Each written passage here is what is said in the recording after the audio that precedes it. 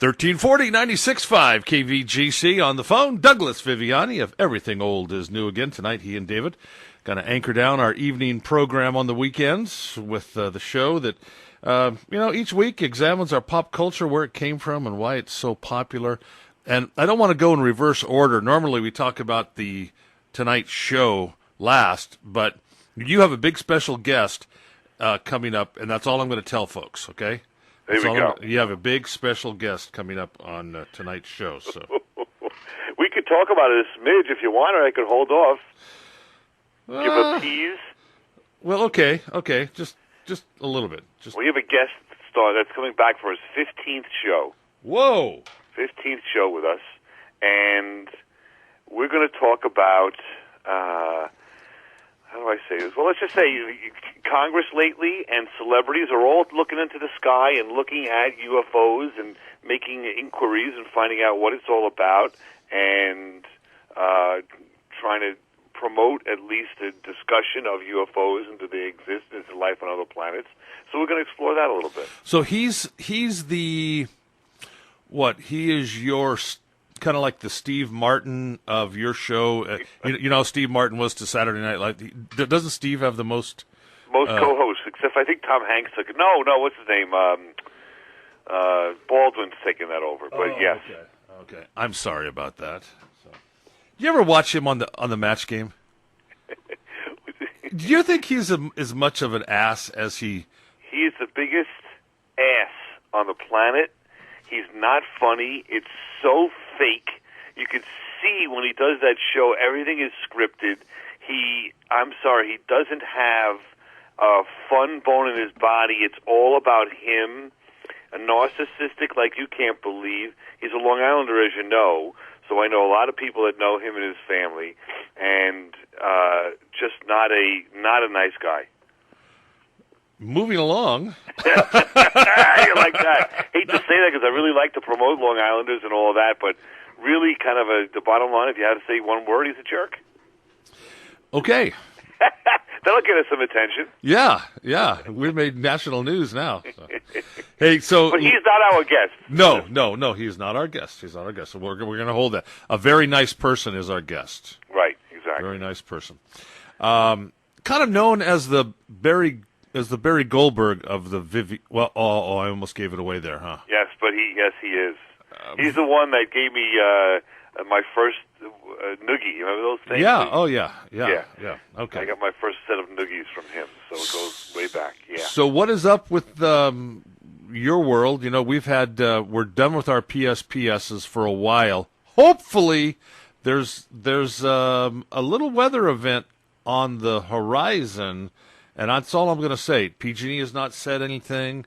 Nobody's warning, but I keep pretty close tabs on, the winds and the humidities and stuff. Is there any hope that they're going to do some construction work on this and fix this so that this doesn't have to happen like next year? No. Yeah, there is. It's just, Douglas, we could have a whole program on this. It's, and what I don't understand is earlier this week, people went before the CPUC, which is the California Public Utility Commission, which oversees the utilities in the state, and complained that they didn't have enough time, and they weren't. Well, PG&E's been telling us this is going to happen for 6 months. They warned us 72, 48, 24 hours before, and they did it. So how can you? They advertised on every radio station and TV station in the region that this was coming. Get ready. So, but like I say, we could talk forever on this. And I'll tell you, I was at the bank, in New York on Long Island, and a girl teller behind the went on vacation to California, came back, how was it, blah, blah. One of the first things she talked about was how strange it was that the power was out here and there, and that there's power outages, and how do these people put up with this, and what country are we living in, and what world, and all this. And I'm not, putting it down. I know, really? but it's all the way, think about that. It permeates all the way to here. People are like, how is this happening? How is it not being resolved? It's really it must be such an imposition on you out there. I can't believe, like, what do you do with the food in the refrigerator when they say it's out for 48 hours? You have to just prepare for it. You either move it into the freezer or you put, jugs of. Here's the. California, we have weather events in the wintertime, especially. Our power goes off. There's snow, there's winds, there's rain. It happens. Right. Okay, it happens. I mean, I don't see anywhere in my contract when I sign it with PG&E that guarantees they're going to be giving me power. There's no guarantee I'm going to get that power. There are. So you prepare. So everyone should have 2 or 3 gallon jugs of water frozen in their freezer, or at least one. So in the event, you can take it out, put it in your. A lot of people were buying dry ice and putting them in their refrigerators to keep things cold. Or little generators. A lot of people have been running these little, they're like the famous generators, the Honda 2000.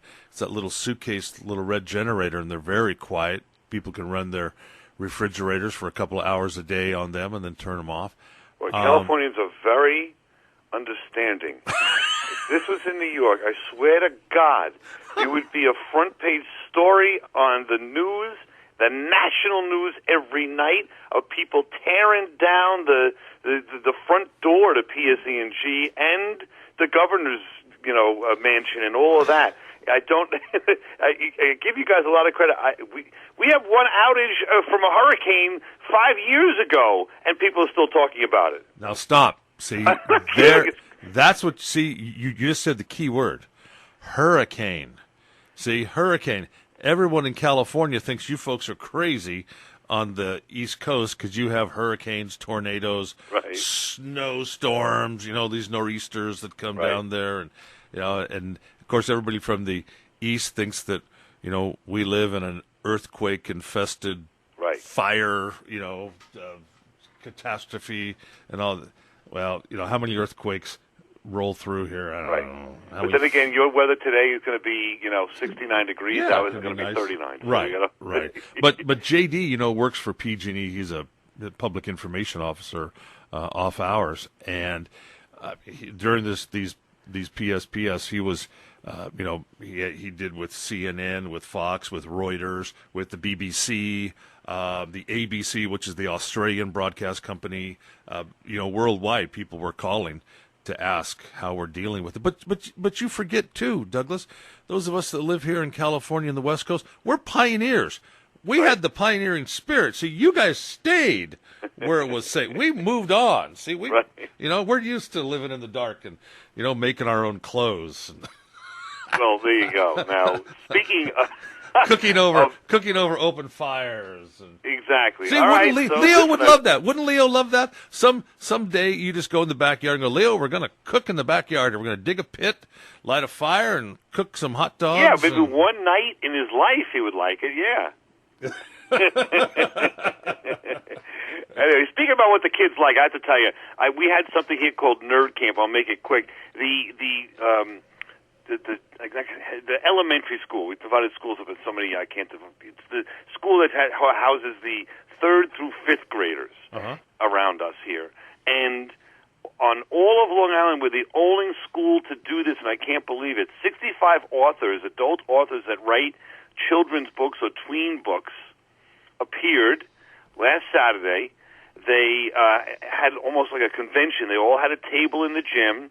You can go up, talk to them. They pitch their latest book.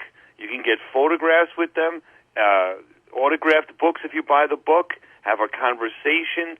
So it really made this stuff come alive. I brought Leo, who's 7, and Angelica, who's 10, to the event. They absolutely loved it. We bought like 3 books each. He has a favorite author. Leo's got a favorite author from this. He came back, is inspired to read. Angelica wrote an email to one of the authors that she read one of the books. She read it in like 3 days. She was so hyped up. We loved it so much. just got an email back personally from this author. Now, it's not, Stephen King, but it's an author, and it's someone that took the time to write a long email back to Angelica explaining how she writes and how inspirational it was to hear Angelica's kind words. And, maybe we'll make a movie out of this book or TV show if anybody ever approaches and blah, blah. All of this. Of course, Angelica pitches herself to say, if you're going to have to turn your book into a TV show or a movie, I'd love to audition. She sends that in. Well, but I'm just saying, like, the inspiration to read was just so. It's the third year we've done this, but for these kids, it's like my kids' Super Bowl now. We've been talking about this for 2 months before it happened. I just thought it was amazing that more schools don't do this. It's crazy. Have you heard of anything like this? No. Is she a budding author? Does she want to be an author? She has a lot of ideas of what she wants to do, but yes, she writes a lot. She acts a lot. As you know, she's coming up in December. She's going to be Elsa in Frozen Junior. So she's more artistic than what would you say? Than I don't know what the other side of the brain's called, but analytical, I guess. But yes, so she's along those lines. She's written a lot of stories. Now she's on to doing acting and singing. She's taking singing lessons for this play. So she's along those lines, and she's an avid, ferocious reader. She finds a book she likes. She's through it very quickly. I cannot remember wait. A little ways back, we saw Chris Colfer in New York City for a book signing. Yes, he's a guy from Glee, and he's written I think it's 6 bestsellers, kids books, sort of Harry Potter-esque, and she really, really devours those. So I don't know. I thought it was really a nice idea for kids to get involved and really meet an author or two, or 65. It was incredible. Does she keep a diary? That's a good question. She doesn't really know. Okay. Did you as a kid? No. I'm just wondering if she does, because I was sitting here thinking, you were saying, Leo's 7, Angelica's 10, and we're going to this book thing and blah, blah, blah. And I was just sitting here thinking, God, I hope we're still on the air in another 3, maybe 2, 3 years at least, so you can start telling me about the woes of parenthood when your daughter starts noticing boys and boys notice her, and that becomes the big thing. And not, are you waiting for that day, Douglas? I am not ready for that day. In the least. Do your brother and sister have any kids? My sister has kids in college age and high school, and they're 3 girls. So you got to see it. So you got to see how it kind of goes, right? Yes, but they. I hear all the stories about how the teens rebel against mom and dad and don't listen to what they say and all of this. And the dating and staying out late. Her kids were pretty good. They didn't do all of that. Hey, I don't know about you. My dad may have a different thought about this, but I never rebelled against my parents. Hey, I knew I was taught long ago. Okay, never bite the hand that feeds you. You know what I mean? Hey, if I got to live in your rules, I'll live with your rules. I can live on your house. I'm good. I'm good with it. I could live with my parents now. I care. Agree. The rules weren't so bad. Come to dinner and don't be out till all hours, and don't be so loud. I guess that was about it, right? Yeah, I'll do it. So. Yeah, I'll do it now. Yeah, someone's going to pay the mortgage for me. I'll live in that basement. Why not? So, been to the movies lately at all? Yeah, here's the thing. I haven't seen like a real original movie in a while. We talked about that Yesterday movie, and had a little bit of a kind of a thing to it that was different. But a real different movie that I see and saw that I would recommend is Ford versus Ferrari with Matt Damon and Christian Bale, Batman himself. It's basically the story of this. Have you heard of this Le Mans race? Is racing big there? I did not know of their relationship. No, I've heard of. Did you know that the race is 24 hours long? Yeah. Oh, yeah. It's like that old Wacky Races cartoon. Remember that one? Anyway, it's a 24-hour race, and in '65, Ford went up against Ferrari. Ferrari, of course, is the Yankees, let's say, of the day. Was a huge favorite. Ford was spat upon, and the Americans, and they don't know what they're doing. And these two come along, a race car driver for Britain and an American auto engineer, and they put together a plan and are going to win Le Mans in '65. It's a real, true-life story. You don't see a lot of stuff, movies, anything that's, that was any way successful, any way, shape, or form about cars and car racing. Last thing I remember was Days of Thunder with Tom Cruise, and I don't know that was all that great. I have to tell you, this movie puts you in that driver's seat. It will inspire you to maybe turn on a race this weekend. I don't know. I'm telling you, it was very well done, different, and I think you'd really get a kick out of it. Is Lee Iacocca in the movie at all? He's not, though there's reference because he was with Ford, but I believe he was with Ford. Let me get it straight. No, he's about that time, wasn't he? Because he did the Mustang at 60 something. Yeah, he was with Ford because Shelby's known, for the Cobra, right, and the Shelby Cobra, and the souping up the Mustang, and I think he may have been one of the engineers on the Mustang. Do they talk about that at all? I think Shelby, quite frankly, if I get this straight now, may have been the guy that took over from Iacocca. Okay. Maybe not. In the design situation. Now, Iacocca moved on. I'm not sure. Do they talk about... Oh, didn't Shelby do the Corvette? No. Right, He was the Cobra. Yeah, okay. Shelby Cobra. Everybody wanted a Shelby Cobra. Right. That was the souped-up Mustang. But most people nowadays would know the name Carroll Shelby from something else. And I don't know if they mentioned it in the movie or not, but Carroll Shelby went on from auto fame to become a world-class chili maker. In fact, you can go to the store and buy Carroll Shelby chili mix. That's what my wife uses when we make chili. Oh, yeah. Yes. Still to this day, they're still producing it. Yep, Carroll Shelby chili mix. Yep. Wow, that must be something that's like a hand-me-down kind of... Yeah, he just went on after he retired. He went all these chili contests and stuff. And is he still alive? Do you know? I don't even know. I don't know. I should look that up. He'd be a great guest. And he's played by Matt Damon, right? Yes. Yeah. I mean, it's just an amazing story of stuff you don't realize, like, if you're not into all of that, what goes on behind all this and how to design a car and make it faster and the different tests. And they had no computers at the time. I mean, they had a computer, but it was just like really, really poor quality and didn't do what you'd want it to do. And I mean, they just were very inventive and driven and able to do what they wanted to do in life, and really, it's just an inspiring story. It's like a Rocky of car racing. Have you? I mean, I've never seen a car race movie that was any good. There was Steve McQueen in '71 did Le Mans. It was okay, but nothing. It's something that's. It's one of these sports that we have a lot of stations that carry us, and we're on before or after races. It was like races almost every week.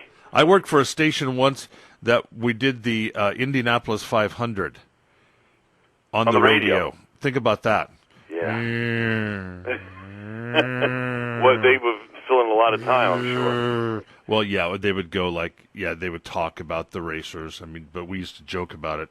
We could just put on a sound effect record and just come in and read every once in a while what was going on. But anyway, hey, let's get to our guest.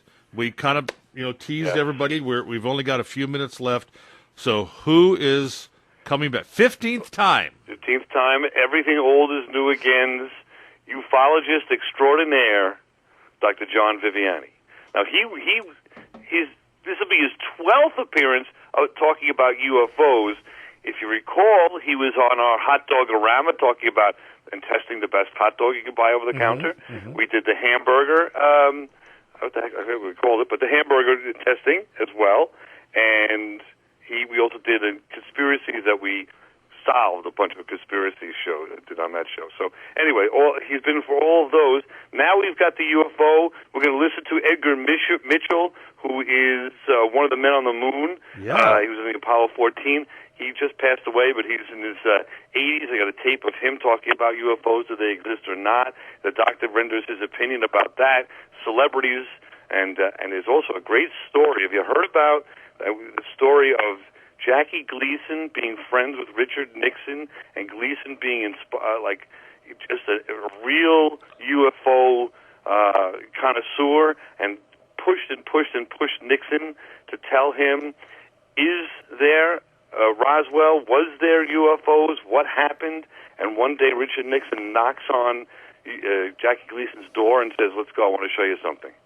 I'm going to tell you the rest of the story, but have you heard that story? No. Oh, listen to the end of the show. It's an amazing story. You really, and Gleason's wife swears that it's true.